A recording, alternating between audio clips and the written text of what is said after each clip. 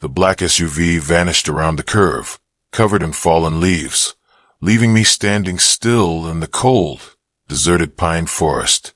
The sound of the engine faded completely, replaced only by the wind whistling through the branches and the strong scent of pine in the damp air.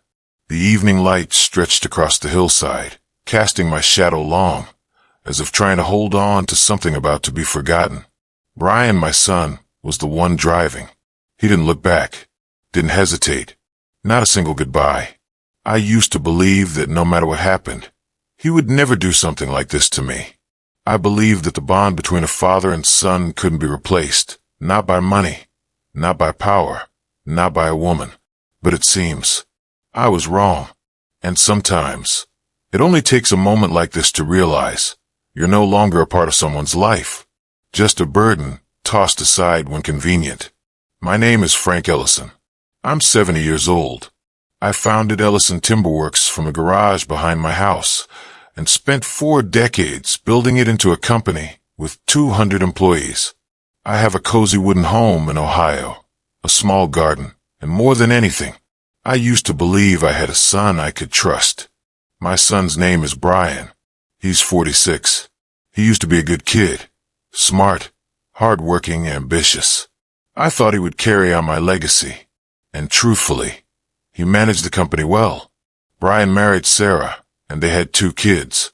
I used to babysit them every weekend, take them camping, do woodworking projects with them.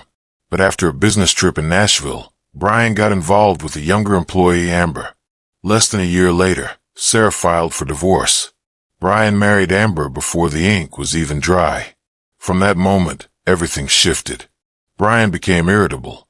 Amber, sweet on the surface, clearly saw me as the final obstacle to her total control of Ellison Timberworks. A few weeks ago, Brian invited me to relax at a remote cabin near the Pennsylvania border. He said I needed rest. Although something didn't feel right, I agreed. I thought maybe he wanted to reconnect, maybe fix what was broken between us. We drove from Ohio up into the mountains, dense forests, twisting roads. No gas stations, no cell signal. I asked about the kids, about his plans for the new shop. He barely responded, eyes locked on the road. At a mossy trail, he told me to get out and stretch my legs, while he found a place to park. I stepped out, zipped up my coat, stretched, then heard the tires spin. I turned around, and the SUV sped away, disappearing behind the curve. No glance back. I stood frozen, the cold wind howling through the trees. No signal, no shelter, no one around. Darkness falling. I pulled out my phone.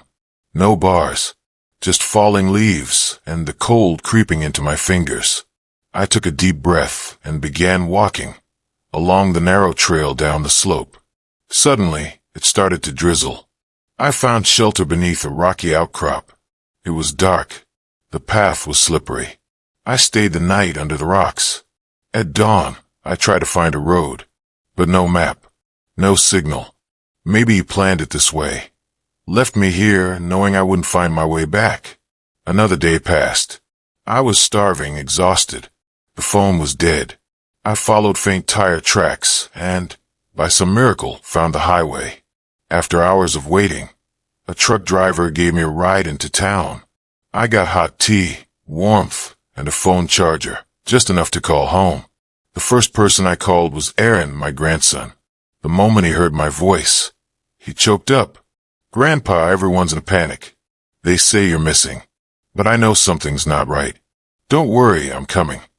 A few hours later, he arrived, threw his arms around me, eyes red.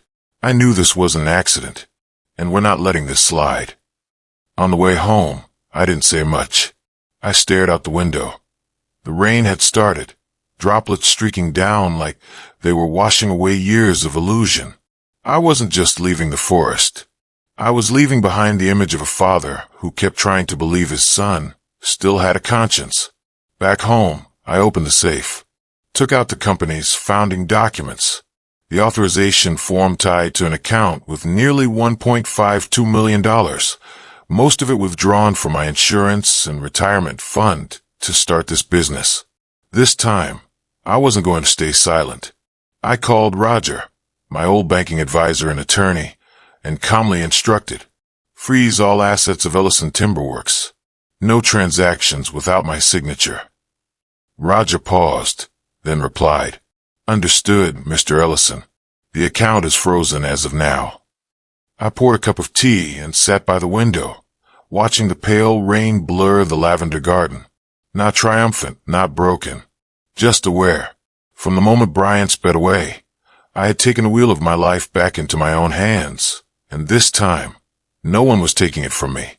I used to think being a father meant knowing when to step back, letting your son be in the spotlight, be the hero, be the one people believed was leading. I used to think if I stayed quietly in the background, he would learn humility, that success didn't come from schemes, but from how you treat others, especially those who helped you get there. But I was wrong. I gave him too much, too soon. I thought I was teaching him trust. Maybe I was just teaching him how to take. The day I returned from that cold forest, no one told him. I didn't make noise. No press coverage. I simply called the secretary. I said one sentence. Emergency board meeting. That afternoon, Brian walked into the boardroom like a king. Tie perfectly knotted, a smirk on his lips, eyes unaware that the throne beneath him no longer existed. I sat at the head of the table. Same old sweater, same old face, the one he thought would never show up again. His face went pale. I didn't scold, didn't lecture. I simply laid out the papers, all legal, notarized, stamped, an order to freeze accounts, a notice of revoked authority, a declaration. Brian Ellison is hereby suspended from all duties within Ellison Timberworks, pending internal investigation. The room fell silent, only the sound of papers turning and the wind rattling the windows, just like the day I lay in the woods, listening to birds I couldn't see, not knowing if I'd ever make it back. I wasn't trying to hurt him. I just wanted him to understand. No one has the right to treat their father like a disposable pawn, and no one can build a castle by burying someone else beneath it. Brian stood up. For the first time, I saw his hands tremble. What are you doing? Are you alive? He said it like he couldn't believe his eyes. Or maybe he just couldn't believe I actually made it back. I didn't respond right away. I let everyone see clearly the man they thought had vanished, now sitting here, alive, alert, and no longer weak. A shareholder spoke up. We thought you were missing. Someone said you had an accident. I nodded slowly. I thought so too. But it wasn't an accident. It was a setup. All eyes turned to Brian. He said nothing, but the scent of betrayal hung thick in the air. I placed a stack of documents on the table. Included were copies of a conditional transfer agreement, bank transfers from company funds to shady private projects, and an audio recording between Brian and a lawyer in which he clearly said, as long as Dad doesn't come back, everything will be mine. No one said a word. No one needed to. The evidence had already spoken for me. I looked directly at my son. Something inside me cracked. You didn't need to stab your father in the back to become an heir, Brian. I always planned to give it all to you, if you had the strength to earn it with your own hands. He stepped forward, then stopped, as if every mask he ever wore was falling off, one by one. I stood up. I don't want this company to become a battlefield. I built Ellison Timberworks with my hands, not with schemes. If anyone in this room thinks the company's value lies only in a name, then maybe it's time for you to leave. A long silence followed. I turned and walked out of the boardroom. In the hallway, I ran into Rebecca, one of the longtime employees. She looked at me, tears brimming in her eyes. We've always been waiting for you to come back. I smiled gently. So was I. I just had to go far enough to see who stayed. Brian never came back to the company. After that meeting, he disappeared from every discussion, every office, every nameplate. I wanted him to face the consequences of his own decisions. A week later, he called. His voice was hoarse, like he hadn't slept in days. I sat quietly, waiting for him to speak. I was wrong, but I don't know how to fix it anymore. I sighed without blame. You're a grown man, Brian. Some things have to be learned all over again. He stayed silent for a long time. Before he hung up, I simply said, when you're ready to start again, I'll still be your father. In the following months, I returned to running the company and began paving the way to leave it one last time for real. I called Aaron, my grandson. He had graduated top of his MBA class, worked for a major consulting firm, but he still returned to the workshop every summer, cleaning machines, stacking lumber, listening to old stories from the senior workers. Would you like to come back here? I asked. Aaron looked up from his desk, eyes bright. I thought you were joking. No, this is a gift, but it's also a responsibility. I handed him the transition plan, along with an old notebook, written by hand. It was a journal from the early days when I started the shop. Just me, a plane, a hammer, and a dream.